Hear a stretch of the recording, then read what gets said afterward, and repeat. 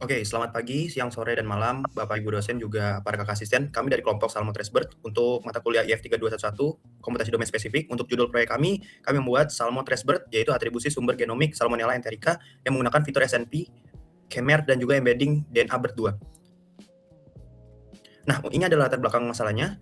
Salmonella enterica menyebabkan sekitar 93 juta kasus dan 155 ribu kematian per tahun. Menurut WHO, dalam investigasi wabah, kita perlu tahu asal isolat. Apakah dari rantai pangan seperti ternak dan unggas yang kita sebut VCA, atau dari sumber non-pangan seperti klinis manusia, NVCA. Pendekatan standar ini saat ini menggunakan matriks SNP berbasis alignment tapi mahal secara komputasi. DNA BERT 2 punya potensi tapi butuh fine tuning. Dan Kemer bebas alignment belum pernah dibandingkan sistematis dengan keduanya. Apalagi dengan protokol evaluasi yang ketat terhadap kebocoran data klonal. Next. Nah, ini adalah rumusan masalah dan tujuan. 3 pertanyaan yang kami jawab. Apakah Kemer bisa menyamai atau melampaui SNP untuk atribusi sumber? Apakah DNA BERT tanpa fine tuning memberikan informasi komplementer? Juga yang ketiga, seberapa diskriminatif pengelompokan hierarkis SNP untuk memisahkan VCA dari NVCA. Nah, untuk tujuannya, kontribusi kami, pipeline Python end-to-end Salmo Tresbert, protokol evaluasi grup aware, dengan certified group K-fold per SNP, cluster untuk cegah kebocoran klonal, dan studi ablasi untuk 14 konfigurasi fitur model. Next. Nah, ini adalah dataset yang kami gunakan untuk distribusi sumber isolasi, top 15 lokasi geografis lokal. Jadi semua isolat lolos 3 filter QC ukuran 4-6 MB. Nah, dataset ini menunjukkan 168 rakit genom S enterica dari NCBI. Next. Kemudian ada metode dan pipeline. Pipeline Salmo Tresbert punya 8 tahap, mulai dari QC dan normalisasi label. Lalu kemudian 3 jalur ekstraksi fitur secara paralel, matriks SNP, kemudian embedding DNA berdua dan Kemer, kemudian pengelompokan hierarkis, klasifikasi, dan studi ablasi, dan yang terakhir adalah laporan forensik. Setiap tahap menyimpan checkpoint dan jadi rerun, jadi tidak perlu diulang dari nol. Semua dikontrol satu flag, yaitu force recompute di konfigurasi. Kemudian untuk sequence alignment dan SNP distance, kami tidak menjalankan full alignment SNP karena terlalu berat. Sebagai gantinya, kami pakai Kemer anchoring dengan K sama dengan 21 berbasis NumPy yang divektorisasi. Hasilnya matriks 168 dikali 8157 posisi variabel setelah filtering for fraction dan posisi invariant. Jarak Hamming per pasangan menghasilkan rentang sangat lebar, minimum kurang dari 10 SNP untuk isolat klonal, maksimum hampir 1000. Hierarchical clustering average linkage menghasilkan 5 cluster dengan siluet 0,284, tapi rasio separasi intra versus antar cluster hanya 1,6 kali, yang artinya rendah, artinya sinyal genomik tidak cukup diskriminatif untuk lebar sumber. Kemudian untuk DNA embedding dan machine learning, jalur DNA berdua, setiap genom dipotong jadi jendela 512 BP. Diproses DNA berdua 117M sebagai ekstraktor beku tanpa fine tuning, lalu dipooling jadi vektor 768 dimensi per isolat. Jalur K-mer jauh lebih sederhana, hitung frekuensi semua 5 mer genome wide. Jadi 124 kombinasi lalu dinormalisasi, tidak butuh alignment sama sekali.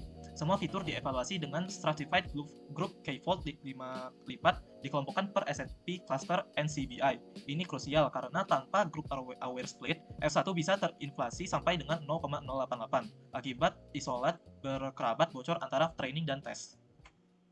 Nah, visualisasi PCA dan UMAP dari embedding DNA berdua ini menunjukkan titik-titik FCA dan NFCA bercampur hampir sempurna, sehingga tidak ada separasi visual. Ini langsung menjelaskan mengapa RF langsung di atas embedding, baku hanya menghasilkan F1 score 0,515. Bobot attention ML yang relatif flat ini menunjukkan sinyal sumber tersebar merata di seluruh genom, bukan terkonsentrasi di satu fokus. Dan grafik leakage assessment-nya membuktikan pentingnya evaluasi group aware. Split naive konsisten ini overestimasi performa di semua konfigurasi.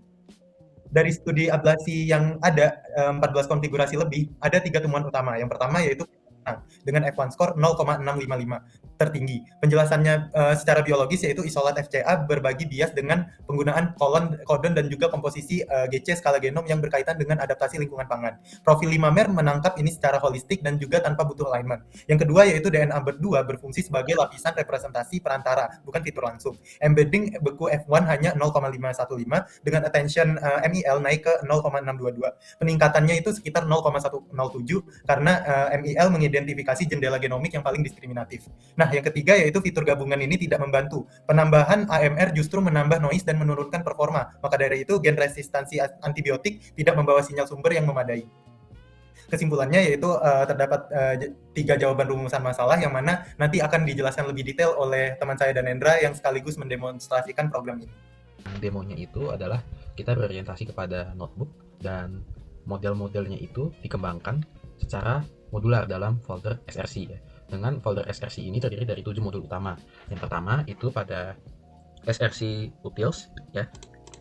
Di sini intinya itu adalah pemuatan konfigurasi dari konfigurasi YAML ini, lalu helper input outputnya untuk file pasta dan CSV, serta sistem checkpoint ya, yang memungkinkan pipeline melanjutkan dari stage yang sudah selesai tanpa menghitung ulang dari awal gitu.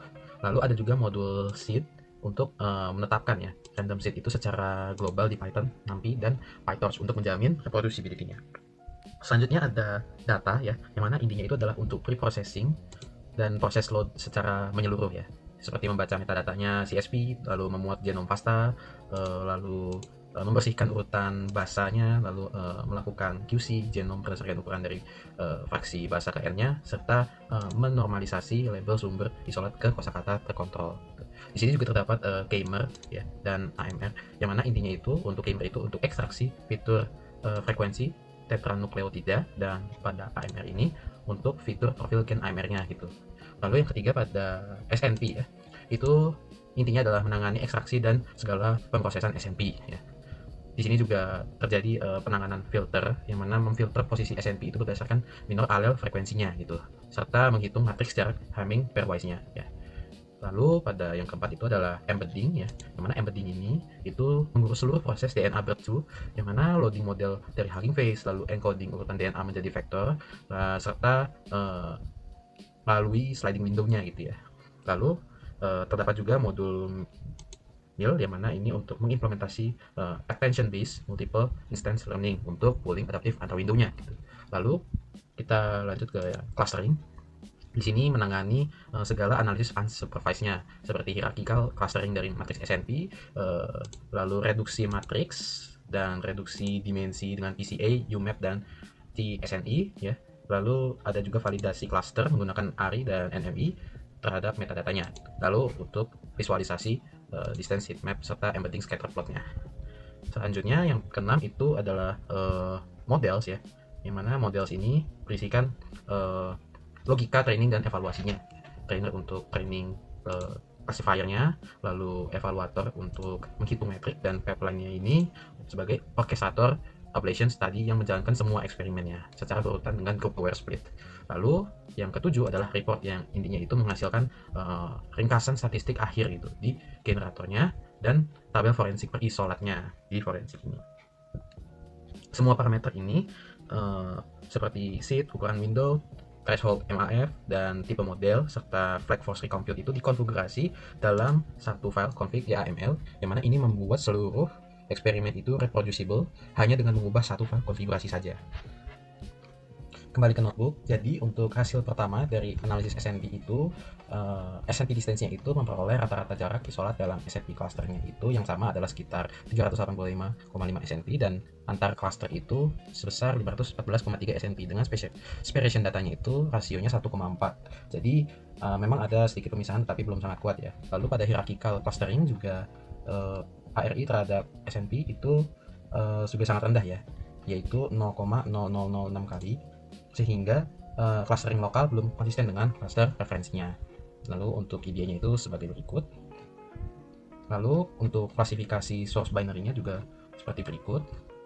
Dan untuk hasil dari DNA breakthrough embedding sebagai berikut ya, dengan DNA breakthrough hidden size-nya 768. Dan berikut adalah visualisasi DNA breakthrough embedding-nya, bisa dilihat. Lalu pada Kmer dengan jumlah K-nya sebesar 5 adalah sebagai berikut fiturnya. Dan didapat eksperimen trackingnya itu intinya adalah DNA breakthrough itu kalau tanpa fine tuning itu lebih rendah ya, sekitar 0,15 ya, 0,515, tetapi attention mill menaikkannya menjadi sekitar 0,62, sehingga belum mengalahkan baseline Kmer, tetapi untuk fitur AMR only memiliki performa yang sangat rendah ya, sekitar 0,413, sehingga lebih cocok sebagai fitur pendukung, bukan fitur utamanya. Untuk keseluruhan perbandingannya dapat dilihat pada notebook dengan interpretasinya detail-detailnya sebagai berikut. Dan ini adalah attention-nya dan EDA evaluation-nya sebagai berikut. Sekian dari kelompok kami, terima kasih atas perhatiannya. Assalamualaikum warahmatullahi wabarakatuh.